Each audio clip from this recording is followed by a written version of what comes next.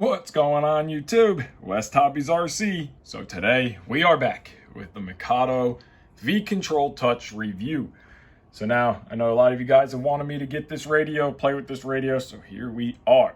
So let's get started. Hit that like button, hit that subscribe button. Remember, Patreon and PayPal linked in the video description if you'd like to help me out. So going over the overall feel of the radio. So the first thing, this radio looks incredible. It is a very appealing looking radio. It has a great ergonomics. The feel of the radio, it's very big. And when I first got the radio, I thought that it was a little too big for my personal liking. But in the hands, the radio just fits. Now, I am a hybrid pinch thumb flyer. My thumbs go on top, fingers in the front here when I fly. And the radio, it just feels great. I keep my fingers up in between these switches here, my fingers here, and I can reach all corners of the gimbals without stretching, overreaching my thumbs like I have to do on my iX14. The gimbals are very smooth, incredibly smooth gimbal. Everything feels perfect. The radio has a solid feel to it. It doesn't feel light. It doesn't feel cheap. It's balanced very well in your hands. I don't use a neck strap, so overall balance of the radio is very important to me. So now we have our main faceplate of the radio. You can get them in multiple different colors. We have two little wheel knobs here, and then we have our main screen. Of course, we have 3-position switch here on the right side, 3-position switch on the left side, 3-position on the top right, 3-position on the top left. And then our back switches here are also 3-position, but they are a regular 1-position and then a momentary, which I think is really cool. Both of them are that way. So you can set rescue or anything you want on a momentary switch.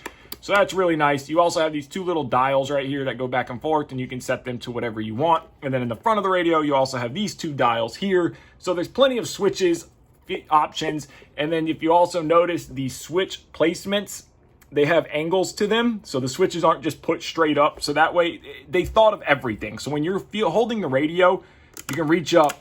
You're not stretching. You don't feel like your switch is sticking straight up in the middle, and all your switches are very accessible without having to reach for anything. So I do like that about the radio. You have a little neck strap hanger there. You have 2 positions, so however you want to balance it, if you want the radio to hang a little farther forward. Neutral, you have very nice grips on each side of the radio, and it has a nice little back piece to the grips, so you're in a cutout here for your finger. So that way when you're holding the radio, however you want to hold it, I keep my ring finger positioned here on both sides. So your hands fit perfectly on the radio and you're not worried about dropping, flipping it, anything like that. Now, on the back of the radio, of course, you have a handle here for carrying. Very basic back of the radio. You have a USB port here, and then you have a little cover. And you also have your power button back here and your charge jack right here. A couple little rubber feet for when you place the radio down on the actual table or the ground. So now to power the radio on, hit the button one time and the Mikado screen will come up and it'll tell us our safety switch, which I have on this switch. So now the Mikado radio itself came up, and this is going to be your main screen and all your regular settings. Now, when you first get the radio, you don't have a lot to do until you power up a flybarless unit. So it just looks like a very basic setup here. Once you power up your flybarless unit, you get a whole lot more features. But the screen is very clear, and the touch sensitivity is great on the screen. I like that you can momentarily move the radio around, get to your menus. You have everything for your transmitter setup, your binding unit, your settings here, which will give you, all your different things, your name, your mode, brightness, click, volumes, your Wi-Fi. You get everything set up through here. And then when you want to bind a unit, we'll do that in a second, show you that. You can also go into your shop here, your VSABI, your stick calibration is here. So whenever you want to calibrate the sticks, you would move and calibrate. Same with your elevator, your tail, and then you would move it up, and that would give you every option. So pots, collective, throttle, everything is right here for your calibration. So if you would want to calibrate, you would hit calibrate, move it to the right, move it to the left. So very nice little simple setup. Everything is very user-friendly. Your switch assignments. So this is something I had to ask help about because I didn't know about what your switches were. So if you want to reposition any of your switches to what you want them for, you would find which one they are. Now, if you go to switch assignment here and say we want motor switch, that's our safety switch off. So our direction is going to be here. If you click here, it gives you what each switch is for. So this is switch 1, switch 2, switch 3, and then this back one is switch 5, switch 6, switch 4. You would click on that and assign it to the switches that you would like. And if you want it backwards, so I keep mine to me. If you want it backwards, you would just hit reverse and go to reverse here. So now that's motor off, that's motor on. I like mine the other way around. So very simple and nice setup here. I really like the very simplicity of this radio. So let's go ahead and grab a flybarless unit and get this thing bound up. We got ourselves a V-Bar Neo here. And to answer any of your questions, for the people that asked, I will be making full setup videos on this. I just wanted to do a review video first. So we're just gonna grab a little life battery to power this up. Your bottom row of pins is your ground, so your negative, top is signal, power is in the middle. So we're gonna go ahead and plug this in. We're gonna set this aside. We're gonna grab our radio back. We're gonna go up to bind unit and click search. Actual flybarless unit that we are looking for.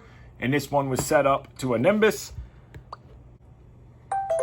So now we are binded and we are talking. So now we have a whole different screen. Now this screen here that we have is giving us our different model name, flight timer, RPM, receiver voltage, what bank we are in. Bank 2, Bank 3, Bank 1, and then battery voltage 0.0 volt. Now we don't have nothing set up, of course. You would come swipe Motor up on on, the screen, motor off.